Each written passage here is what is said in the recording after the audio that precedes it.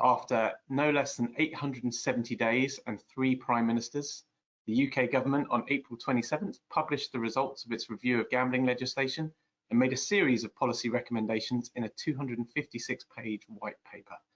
I'm James Kilsby, Chief Analyst with Vixio Gambling Compliance, and I'll be moderating today's discussion.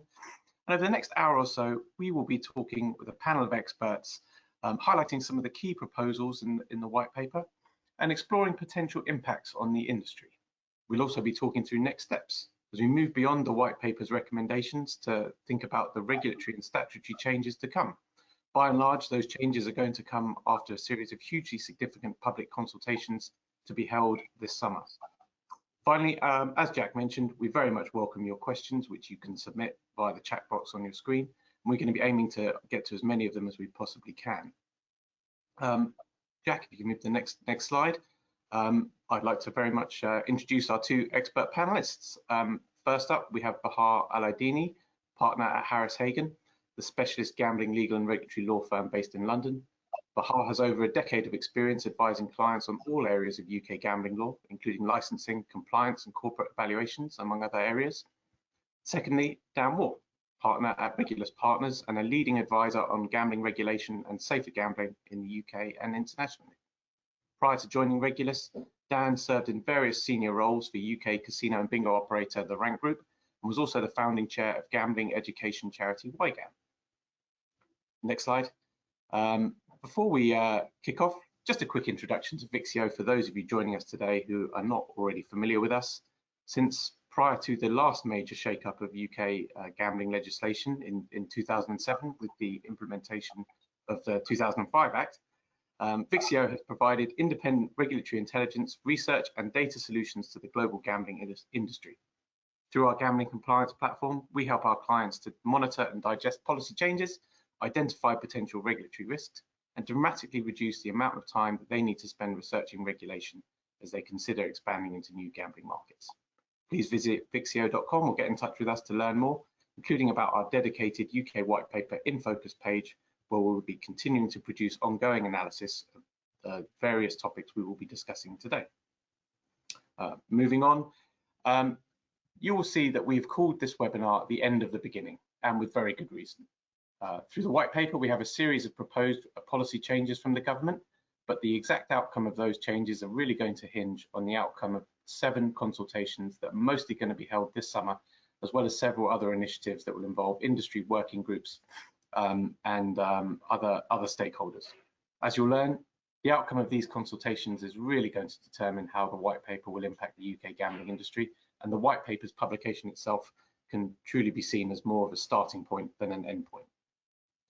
Moving on again, why does this matter? As you can see, the UK remains by far and away the largest regulated online gambling market in the world, larger than the second and third biggest markets, Italy and Australia, and larger than the 4 main US online states of New Jersey, Pennsylvania, Michigan, New York combined. Again, moving on, we're looking at a period of contraction in the UK market based on the white paper's proposals. On the right-hand side of your screen, you will see that the UK government has forecasted an 8 to 14% hit to UK online gambling revenue due to these planned policy changes. But then on the left-hand side, it's fair to say that operators have already been anticipating some of these changes and voluntarily introducing affordability measures and stake limits for certain games, 2 of the specific issues we'll be discussing momentarily. According to Vixio research, we estimate that the UK online market actually contracted for the first time in the calendar year in 2022, declining by an estimated 9%. So without further ado, let's get started on the discussion. Firstly, Bahar and Dan, thank you so much for joining us. We really appreciate your time and your expertise. Before we dive into some of the specifics, I just wondered if you could maybe give your first impressions of the white paper. Was it as expected, better or worse than expected for the industry in your opinion? Bahar, perhaps let's start with you. Thank you for the invitation. It was certainly a big moment in the history of this industry and absolutely a step forward given the constant and very frustrating uncertainty and delay for everyone. Overall, it was coherent and balanced, and probably as balanced as the industry could reasonably have expected. There were no big surprises, and arguably it was more pro-industry than the leaks in July last year. Now, some obviously don't think it goes far enough, but broadly speaking, every stakeholder is looking at the white paper and seeing that there are good things for them. Now, everyone's obviously driven by what they were looking for, but there are probably two reasons for this that are worth acknowledging. Firstly, there are so many different proposals weaved into the white paper, given the length as you've highlighted. And then secondly, which we'll talk about a lot during the course of this webinar, there are lots of concepts in the white paper and much to get our teeth into, but there isn't very much detail. And the real challenge for all of us is where we go from here. And to borrow the words of Lord Grade in the House of Lords earlier in the month, talking about the white paper, he referred to a saying in the film industry of hurry up and wait. Then when you get to the location, everybody's standing around ready, but nothing happens. Now the industry's ready to go, with most of the proposals not requiring legislative change. But the concern, which again you'll hear us say many times during the course of this webinar, is the length of time it's going to take to have more consultations. Dan, your sort of initial impressions of the white paper when it finally dropped? Yeah, I'm pretty much in agreement with Bahar. There weren't very many surprises. It's balanced and proportionate. It's well written and coherent. One observation I would make is that the fact it is all those things and it's consistent with the terms of reference that the government set out at the start is actually quite an achievement. And if I'm going to channel my inner statesman, I would say that never in the field of gambling policy discourse have so few civil servants been fibbed to so egregiously by so many vested interests. The last 2.5 years has been astonishing in terms of the depths of mendacity that various lobbyists and campaigners have stooped to. And I think the DCMS deserves a lot of credit for being able to filter out, misleading claims or dishonest claims, including, and some of the worst have come from within government, from within the Department of Health and Social Care. So I think I agree with Bahar. It's a good start. It's a solid start. There's a lot yet to be decided, a lot of uncertainty, but I think the DCMS deserves a bit of credit for producing something that's coherent. Good to kick off with a Churchillian referencing comment there. We called this the end of the beginning, and referencing that you both pointed to, there is so much to be done, and it's done in a fairly short period of time, and in various different areas. So I thought we would start here really with digging into a couple of the most headline grabbing proposals, and perhaps sort of exploring potential outcomes from consultations based on what's been proposed, and then kind of best and worst case scenarios for the industry based on how things are going to play out through the consultations. I think an obvious starting point really is on affordability or financial risk checks. And I hope you could really talk through what the white paper proposals for limited checks, even at losing just £500 in a year, and then into much more enhanced financial risk checks at I think it's £1,000 and £1,000 in a day, or £2,000 in 90 days. I guess one area of that the DCMS and the white paper has landed on and tried to emphasise is that financial risk checks should be unobtrusive and frictionless, even at those in at the second step level. Is that possible? And where do you see the challenges coming on the front of affordability? Dan, we'll start with you on this one. Yeah, I think the way we think about these things has changed quite a lot in recent years, and it's framed by events that have occurred. So we have to remember that only a couple of years ago, the Gambling Commission attempted to really railroad through, in the teeth of the Gambling Act review, a proposal that if anybody spent £100 or more in any given month, which could mean you spend £100 in a year in some instances, you'd be required to send in bank statements and tax returns in order to prove it, which would have been, you know, a fairly significant incursion on personal privacy in this country, and would have had catastrophic effects for the industry, or the regulated industry, and for horse racing and other things. So I think the fact that we're looking at this and going, you know, the big operators at least going, this isn't too bad, is partially reflective of that. It's also partially reflective, and Bahar may be able to comment on this, that behind the scenes, the Gambling Commission has been conducting sort of affordability checks by coercion on individual operators anyway. And so there is a sort of desire, you know, the fact that there's going to be some standardization and consistency is welcome. So when we look at what is being proposed here, it sounds, you know, that the government is saying that the disagreeable checks is only likely to affect a small proportion of accounts. So, you know, 2 to 3% of accounts will be affected by these disagreeable checks, as they call them.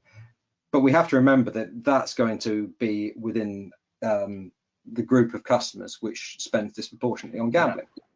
So the risk to the size of the market, and then the flow out into horse racing and other things, is quite significant, particularly if this also results in high spending customers disappearing off to unlicensed operators, which, in the absence of any sort of real plan to deal with that, cannot simply be disregarded in the way the Gambling Commission has done in the past. So I think there are also things around some of the frictionless things that say, you know, these frictionless checks using open source information to say, you know, do you have a county court judgment? But then that begs the question, so what happens if you do? You know, do you then have to submit bank details? We've also got, you know, a question about what, once you submit these details, or, you know, then there's a question about, well, how much should you be allowed to spend? And I think what we may see is the DCMS is moving, or this go to the Gambling Commission to consult on. The Gambling Commission is producing standardization about trigger levels. It may well follow that then it has to look at standardization about what happens at those trigger levels. And the final thing I'll say on this is that what this does also is it creates a mechanism by which the Gambling Commission can go and recalibrate these thresholds and checks pretty much at any time it chooses, because it will be within its powers to do so, subject to consultation. And to clarify, because the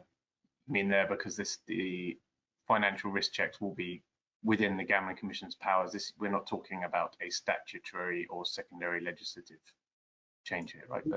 I mean, what's interesting is politicians, quite rightly, are very cautious about doing anything which impedes the privacy and personal freedom of citizens, rightly so. So they're quite happy for a regulator to do that because they're unelected, and it takes the heat off the politicians, I think. So yeah, I think it's a big concern that the Gambling Commission could make radical changes through these powers in the future with no parliamentary oversight. Bahar, your view on the sort of road ahead on affordability and challenges for industry around that? I agree with everything that Dan said. The uncomfortable truth is that these checks, which are now called financial risk checks as opposed to affordability checks, are already happening. And it's worth acknowledging, as Dan did, that we were probably expecting worse. And it's positive that the government has now acknowledged that people should be free to spend their dosh as they see fit, as opposed to setting universal rules on what percentage of my income, as opposed to Dan's, should be spent on gambling. But there are, as Dan mentioned, lots of implementation challenges, and the government is relying on technology to work here. So what happens when the technology is not up to the job? Now, ultimately, as the white paper suggests, if it's not possible, then information will need to be collected, which then brings us back to the position that we're in currently.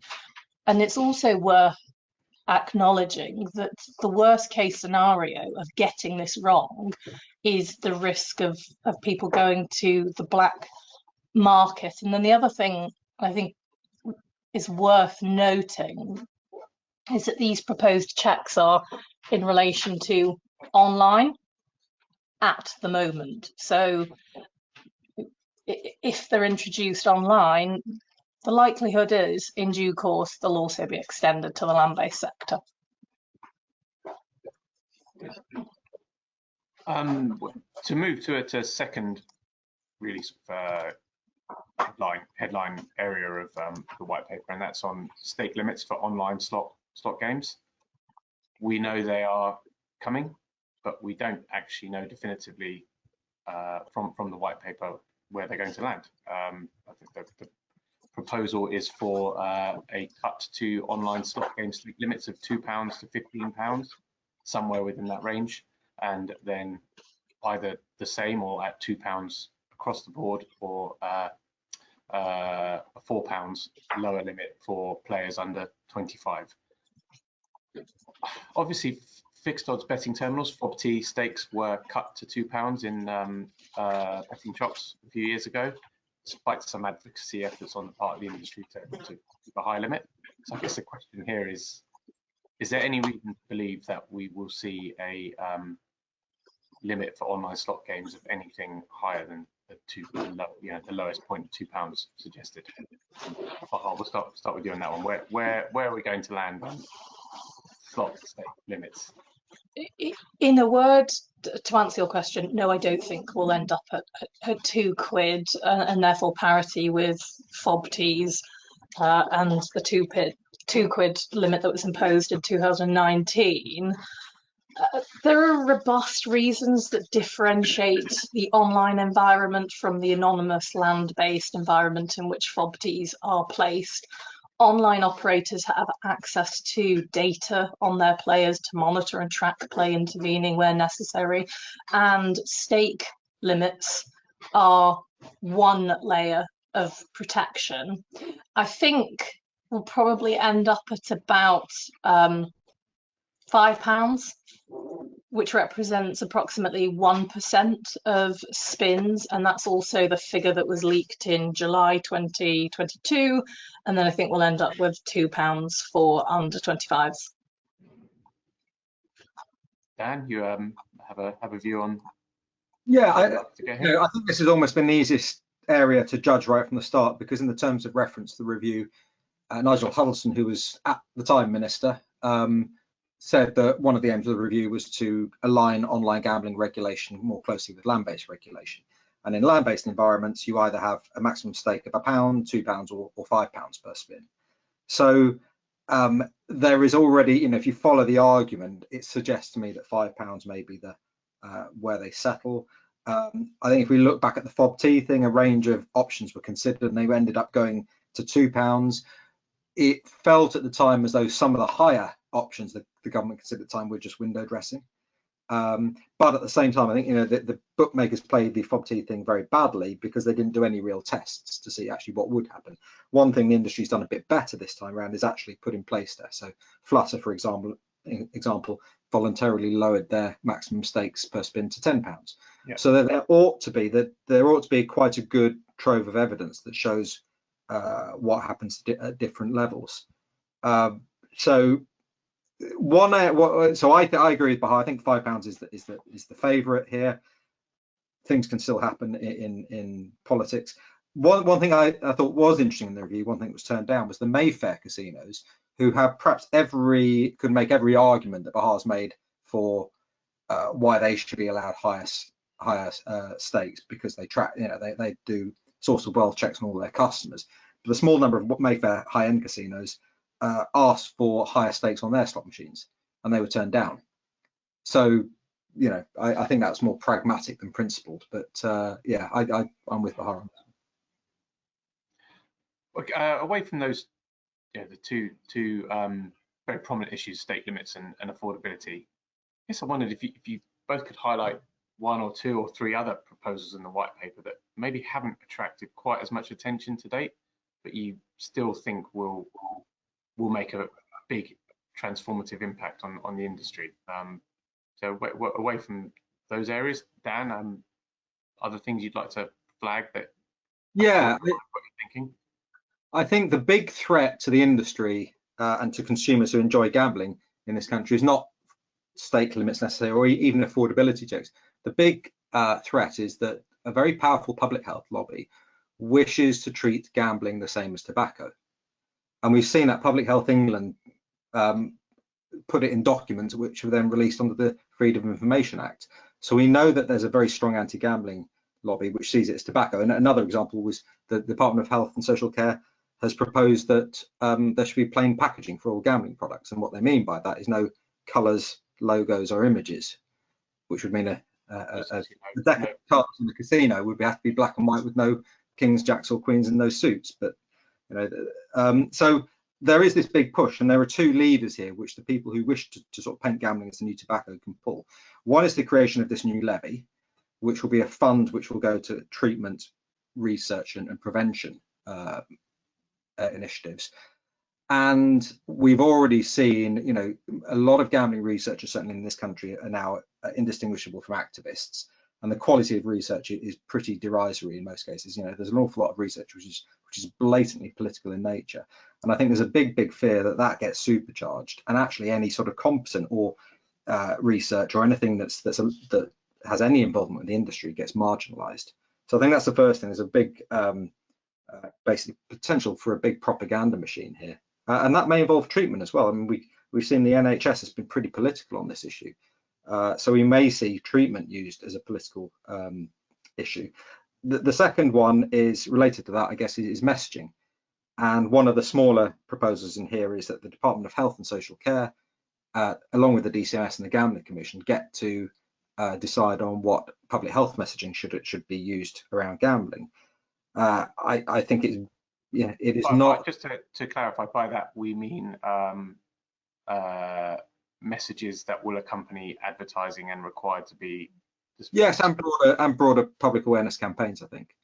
So I'm pretty sure that some of them will be looking to follow the tobacco playbook there. So start off with something that's not too large, but somewhere down the road you're getting to gambling kills. I think that's the real that's a very big risk there. And all of this is around not about these small tactical changes, but this attempt to stigmatize gambling, to marginalize an activity and drive it underground. Bahar, other areas of the white paper you'd have? I know there's many of them, but a couple that you'd like to flag. Yeah, there are many indeed, and this group has spoken at least twice about some of the other key proposals that will have a big impact. I suppose the first one, in no particular order, is the Ombudsman. This is a very important one for government because there's a very clear expectation in the white paper that it should be established and ruling on SR, so that's social responsibility complaints only, within a year, and that the appointment process must start this summer. Unpicking it raises several really interesting and somewhat knotty issues. I suppose the first point to acknowledge is that the Gambling Commission's advice to government was that an ombudsman should replace all ADR entities, and therefore not just rule on SR complaints. So the first challenge is, how do you create this new or superpowered ADR entity that's only going to be investigating SR complaints? What type of SR disputes will it investigate? Who can refer a dispute to it? What remedies will be available to the Ombudsman? How does it decide what is a legitimate concern? And then one major concern that I have is how the Ombudsman is going to navigate the meaning of excessive or unaffordable gambling and determine at what point the operator should have intervened.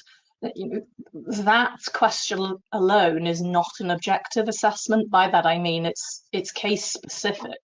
What's affordable to Dan is not affordable to me necessarily, and what's affordable to you, James, is not always going to be affordable to Dan.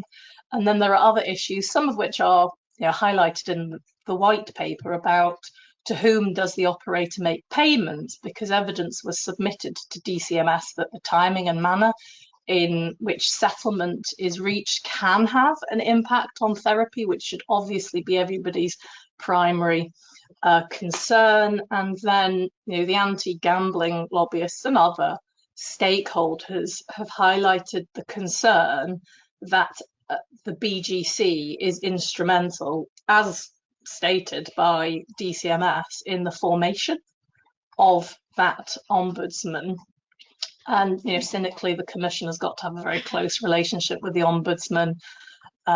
So there are lots of issues to unpick with that proposal. And then there's the statutory levy that Dan has already raised, and whether that's going to be on a polluter pays basis, and the possible implications that funding may be lost to the third sector by some essentially new tax that's going to have to be paid to government. And as a lawyer acting for licensees, I'm obviously particularly interested in the Commission's resources and proposed new powers. The obvious headline there is that the Commission wants to set its own fees rather than having to do so through government. And that's going to trigger a DCMS consultation, which won't happen until the wave of consultations have been completed. And then, more interestingly, there are some supposedly small changes that will be made to the Commission's investigation and enforcement powers. There are some really obvious new powers there about ISP and payment blocking measures, which are obviously going to be critical to fighting the black market. But then there are a few vague suggestions about enhanced approach to compliance and enforcement, preventing the surrender of a license during a license review, new powers during changes of control. And then if you have time to look at the Commission's advice to government, you'll also see in there hidden that the Commission is proposing to extend the statutory limitation period in which it has to abide by to impose a financial penalty. And now it wants to start conducting regular audits of all licensees, when many of us, I know it's probably a little bit early in this webinar to start criticising the Commission, but many of us think the Commission are struggling with what it's doing currently, rather than creating all this new work for itself. I mean, I could go on, as you could tell. There are so many proposals in there. There are all the ones that should be mentioned for the land-based casinos, cashless gaming on gaming machines.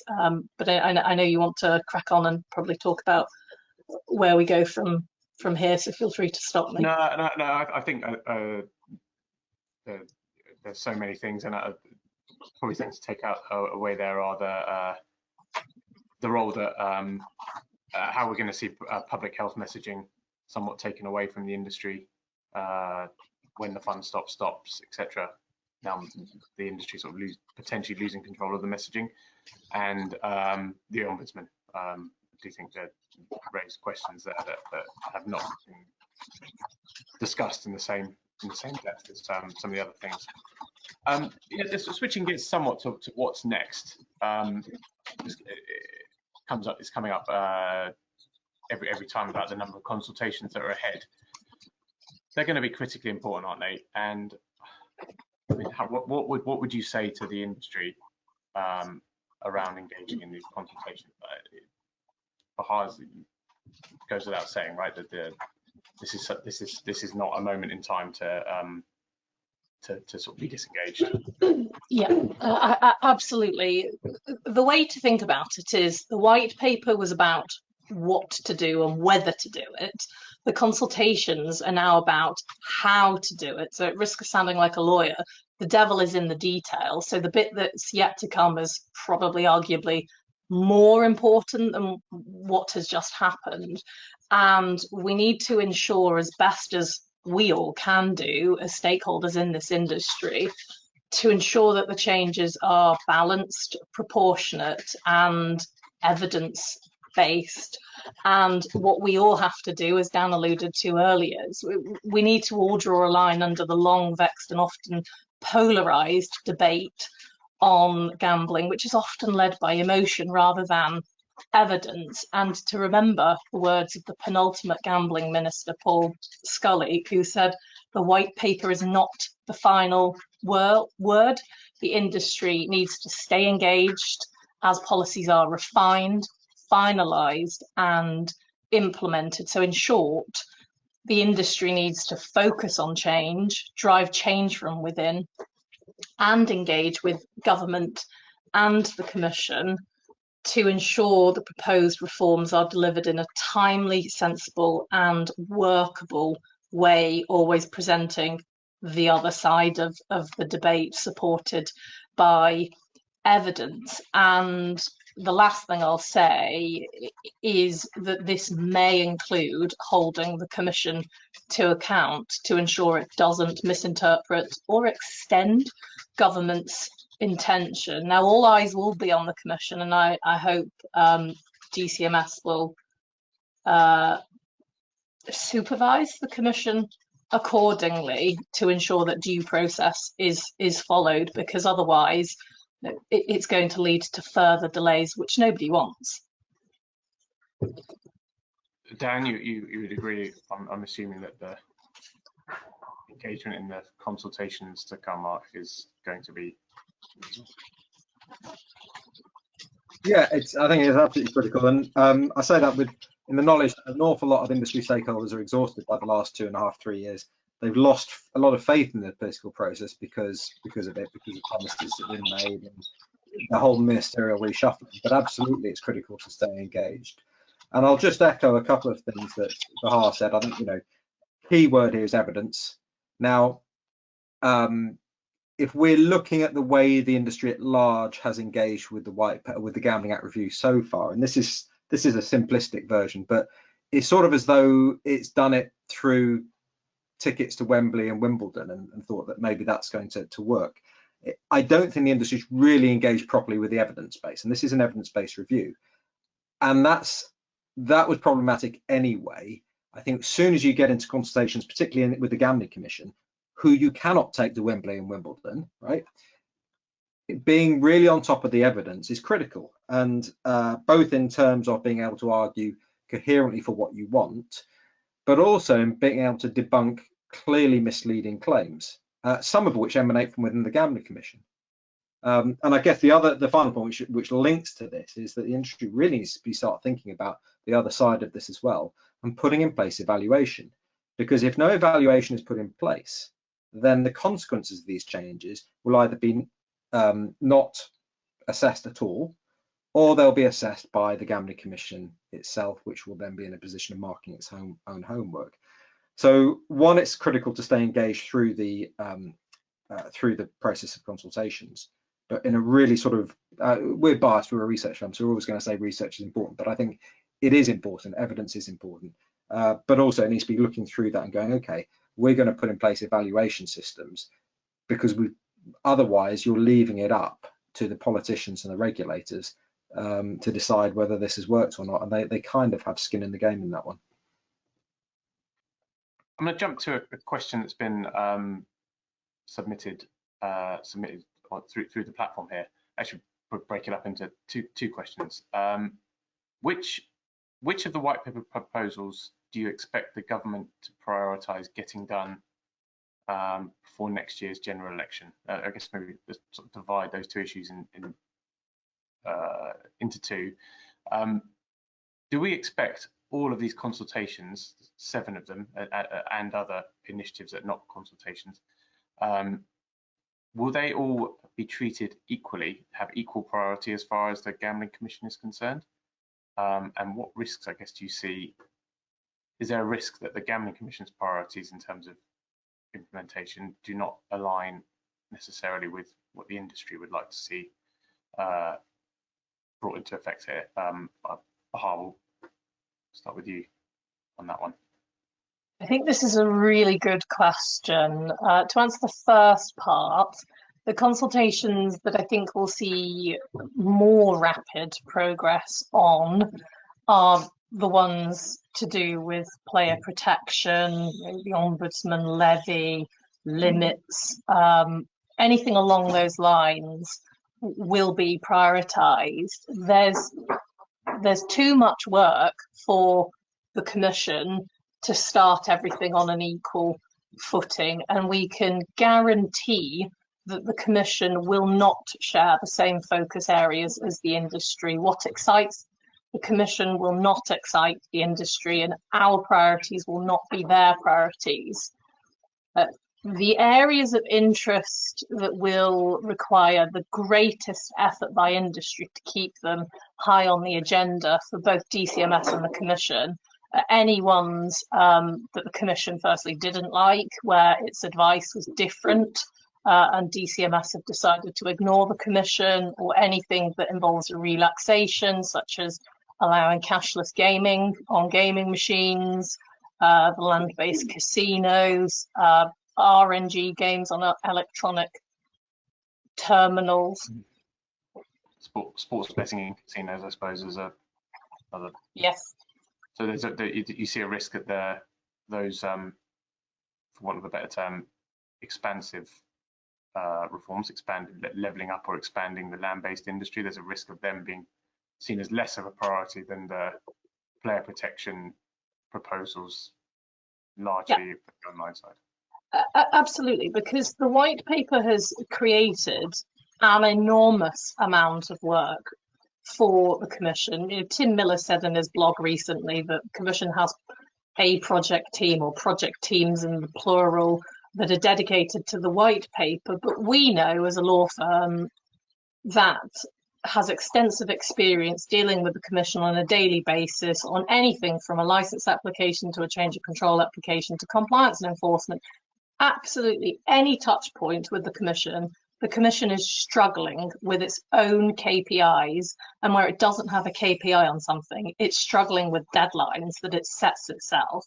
So there's absolutely no doubt that the Commission will be overwhelmed by the sheer volume of work. But my own personal view is that manpower is not the only problem at the Commission. So even if the issue was just manpower, we've all got to prioritise our work in a certain way, and the Commission is not going to be prioritising anything that is anything other than player protection.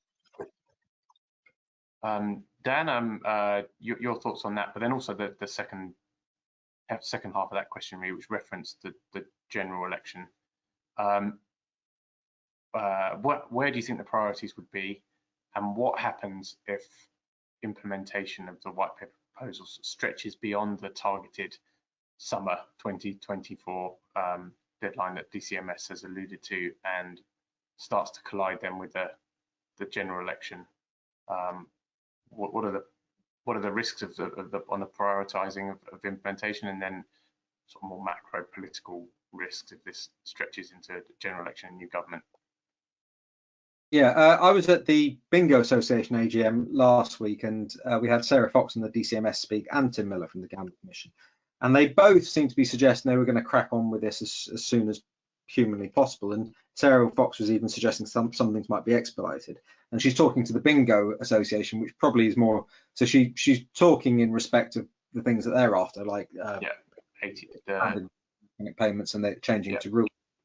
So I think within the DCMS, certainly within the officials there is a desire to move quickly with this. I think when we get into general election territory, there's very few votes ever in gambling, but measures that seem to be expanding gambling are probably more risky than measures that are deemed to be restricting gambling. So I think there's a genuine there could be a risk there if things get delayed, and the fact that things have been so delayed thus far, it has to mean that the odds are that they'll be delayed despite the DCMS best intentions. So I think there is a risk there if things get pushed, pro sort of expansion measures that get pushed too close to the election, and then we'd have to see what Labour decides to do, because in theory it could all then wither.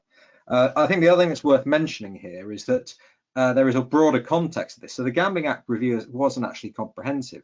The Gambling Commission is also consulting on various things or attempting to impose certain things. So in January, they closed a consultation on vulnerability and customer interactions. This is the one where they said that you are vulnerable if you're a young adult, but you're also vulnerable if you're an older adult, not defined. You're vulnerable if you're dyslexic. You are vulnerable if you have low literacy or numeracy skills, and you are also vulnerable if you have higher than standard levels of trust or appetite for risk. So they pretty much branded everyone who ever punts as being vulnerable. Now this plays into, and this is around interaction, so this plays into the whole financial risks process, because now the government's saying it's going to introduce financial risk checks, but you've also got this whole area of vulnerability checks sitting there. You've got the Gambling Commission also in that proposal saying that there should be quotas for interactions, which we presume must mean fairly hard interaction. So part of the thing is, we're looking, if you just look at the white paper in isolation, you're only seeing part of the picture. There is a context within which these things are being discussed.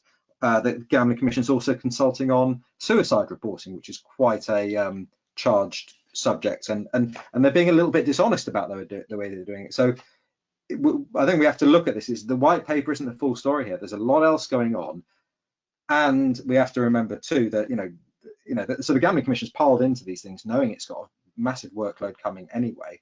And I'll say one more thing, because one of the things they're going to consult on, what we've discussed, is affordability checks or financial risk checks. Now they've done that before. They did it in December, November 2020. It closed in February 2021. They haven't said a peep about it since then. They went through a massive exercise. 13,000 people responded to this consultation, and we've had nothing out of it. And I think actually, before they go and consult on financial risk checks, they should actually publish what they found the first time around, even if it's not what they like. So slightly rambling response, but I think there is a bigger hinterland here than just the White Act. The white paper.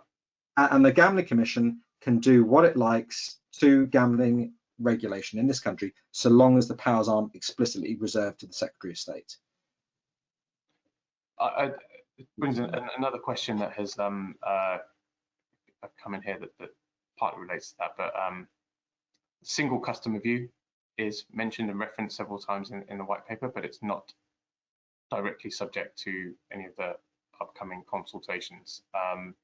What are your expectations for that area?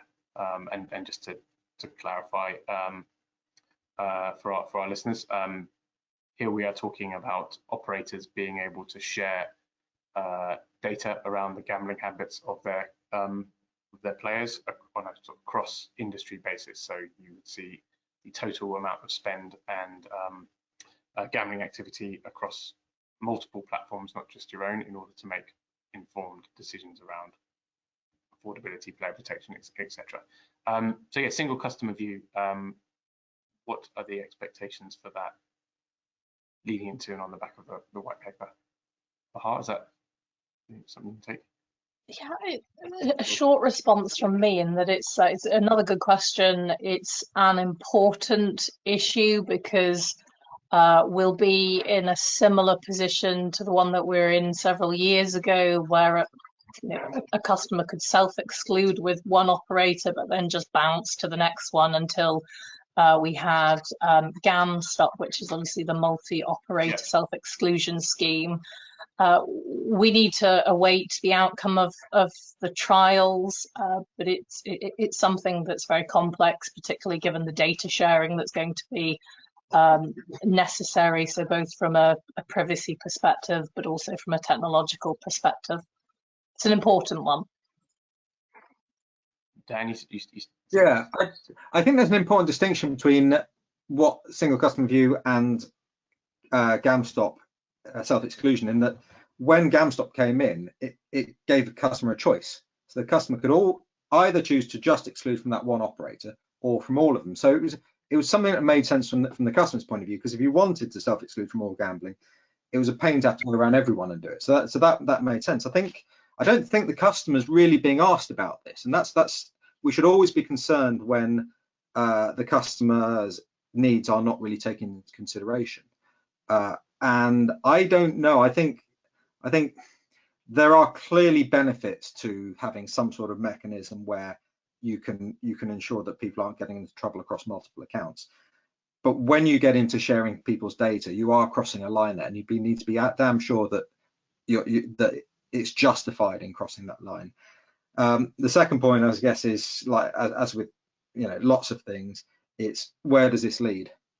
And while at the moment the single customer view thing is almost like a pub watch in Britain's pubs, where landlords tell each other if somebody's got a problem. I think some people definitely want to take this to a place where there is a single view of every customer's accounts, and worth reflecting on. The chap who overseas listeners might not know, called Sir Ian Duncan Smith, and there's a very scary counterfactual story, is that at one point he was leader of the Conservative Party, and so could in theory become Prime Minister of Great Britain, which is a worrying thought. Now, 2.5 years ago, he proposed that every person who wanted to gamble, so that's buying a single lottery ticket, for example, would have to supply the state with access to all their bank accounts in order to do so, and would have to submit to geolocation tracking. So there are some people, including some fairly unhinged parliamentarians, who wish to impose a surveillance state on all gambling consumers in this country. And I think that's the danger with single customer view. As with a number of these things, is where does this end up? You start with something that's fairly moderate, but you're creating a mechanism that then you're basically saying it's okay for private citizens to be surveilled in this way. And once you've accepted the principle of that, then the how it's done can change fairly negatively, through technocratic fiat, really. It's worth adding as well that the intention is, as Dan suggested, but it's only at this stage in relation to high risk customers rather than all customers. But as Dan said, where will the Commission stop on this? Another question that's come from our audience, actually going back on to the affordability question that we began with, and talk about frictionless checks again. The white paper seems to point to open banking as a solution. Do you think fundamentally there is a misunderstanding about the products that are available to achieve this and how they might actually work? I suppose I could get started on this. I'm not sure if it's a misunderstanding or ignorance on the part of the Commission, which is why I alluded to the technological issues here. Open banking would obviously be an easy solution, but I'm not sure that punters like that idea. I personally wouldn't use open banking given privacy concerns, which then brings us back to whether frictionless checks means credit check.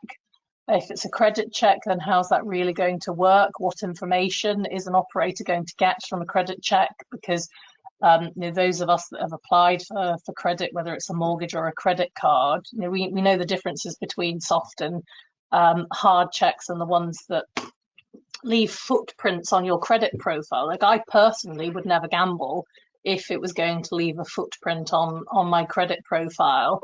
The white paper refers to the ICO, financial services, and the Commission working together to facilitate the sharing of credit data to ensure that checks are frictionless with no footprint left, and credit scores obviously unaffected. But at this stage, until that consultation is published, we've no idea what that means. And ultimately, at the moment, we don't know how the technology would work. From everything we can see, I'm not sure that technology exists at present. Dan, anything to add, or? No, I think this is another area where the solution is about imposing something on the consumer, and generally speaking, you get the best results if you find out what works for the consumer. And I think we've had some good successes in this area. So particularly some of the online banks have done terrific work around being able, you can now set limits on your gambling expenditure amongst other forms of expenditure. Now that's an example of something that works for the customer.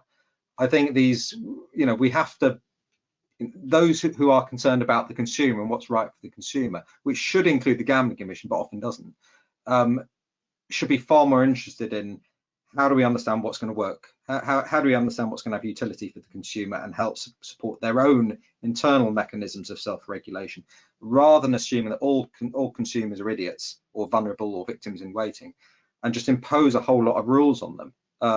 So yeah, I'm share Bahar's concerns about this. Another question from the floor. What do you expect the impact to be for retail LBOs, for betting shops and land-based casinos? I guess we have touched upon that, as in there are positive proposals, but the implementation is TBD. Overall, though, would you see this as being a very positive document for the land-based casino, bingo, betting shops? I think with casinos, I mean, that they've been waiting for this for a long time. You know, the Gambling Act 2005 was meant to lead to much broader modernisation of land-based casinos in Britain, and because of the way that it all went wrong in the wash-up at the end of the 2005 Parliament, what they got was a fudge instead, where we had a pilot scheme of 16 new style casinos, which would then be evaluated in 2012 to say, okay, what have we learned here, and can we apply these restrictions, can we apply this modernisation more broadly across the market?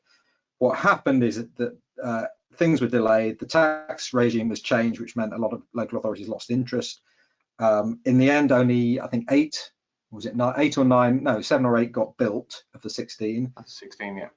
The review that was meant to happen in 2012 got forgotten about. So this is not really a review of the Gambling Act. This is actually the culmination of what the Gambling Act was originally meant to achieve. And so I think the casinos are very frustrated it's taken them this long to get this far, and are desperate that the cup isn't dashed from their lips at the last minute by either politics or the antics of the Public Health Brigade or what have you.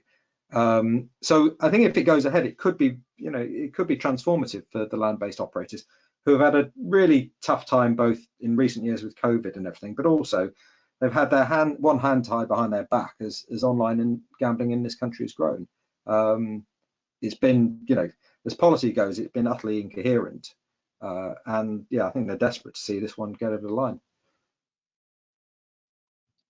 Just to add to what Dan said, it's an important lifeline for land-based casinos. And to pick up on one of the earlier questions, lots of the changes for land-based casinos require changes to be made to primary legislation. Yes. Now, those changes are unlikely to probably happen before the general election because we're short of time. And the white paper refers various times to when parliamentary time allows, right? Which is, that seems to me to be code for when it. We'll see when it happens. There's not a commitment to a timeline for necessary for the introduction of these changes. Yeah, absolutely. And if things have not happened by the general election, in theory, they could be up for grabs with the next government.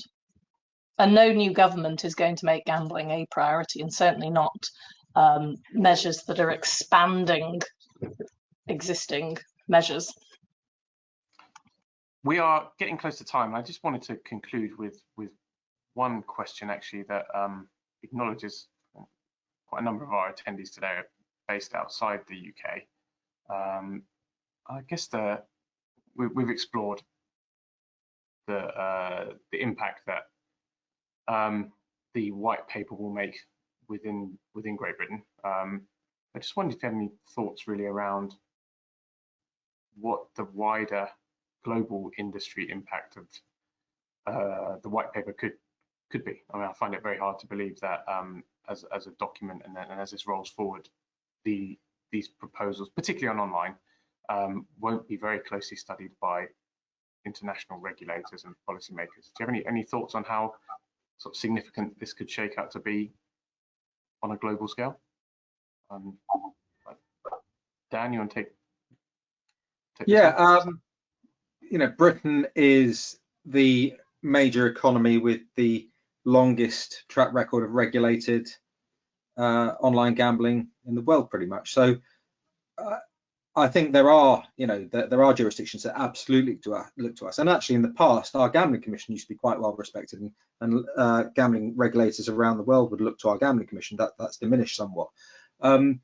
So yes, I think people will take an interest in what is done here. And I think, going back to the initial comment on the white paper, what the DCMS has done so far is not a bad piece of work, and so therefore there are some admirable things to be looked at here.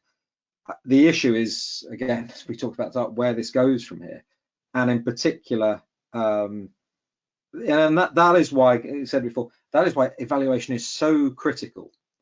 Because if things are done in this market and they're not evaluated, then what will happen is they'll simply be said, you should do this in other markets because it's been done in Great Britain. And either we won't know what has happened as a result of the changes, or it will be alleged that these have been very successful things because the evaluation will be undertaken by the people who did them.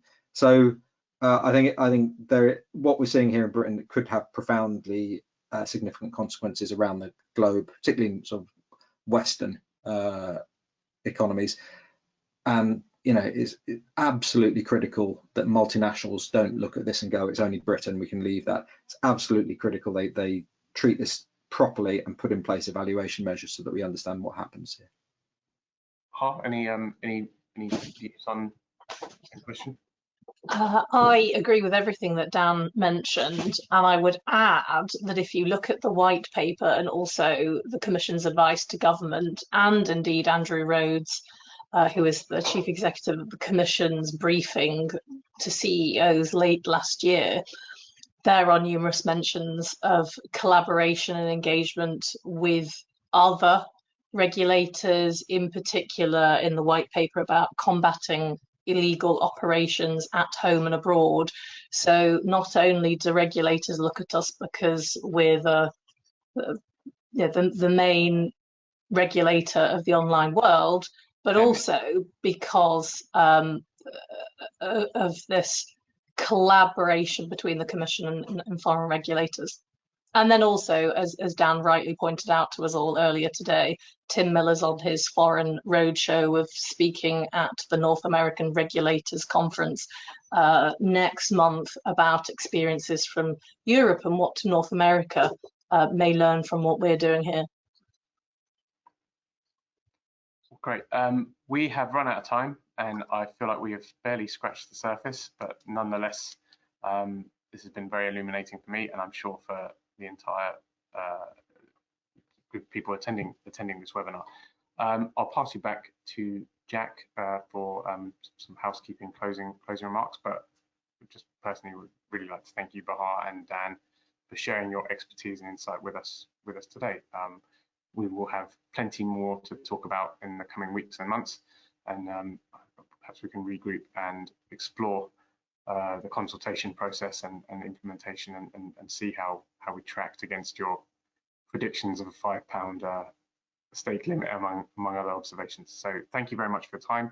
Thank you to all of our audience for joining us today. And Jack, I'll pass it back to you to close us off. Yeah, thank you, James. Thank you, everyone, for attending today's webinar. Big thank you again to our speakers, Bahar Aladeni, Dan Waugh, and James Kilsby. If you missed the start or any part of this webinar session, it was recorded and a video will be sent to all attendees in the coming days. You also see in the chat box a link to our survey. If you can spare a minute to share your feedback on today's webinar, it will be greatly appreciated, as your feedback helps drive our content going forward. Should you have any questions about anything discussed in this webinar, or would like any further information on Vixio gambling compliance, please email info@vixio.com or visit our website, vixio.com. A member of the team will get back to you as soon as possible to answer any questions you have. All that leaves me to do is say thank you very much again for everyone attending, and I look forward to speaking to everyone at the next time. Thank you.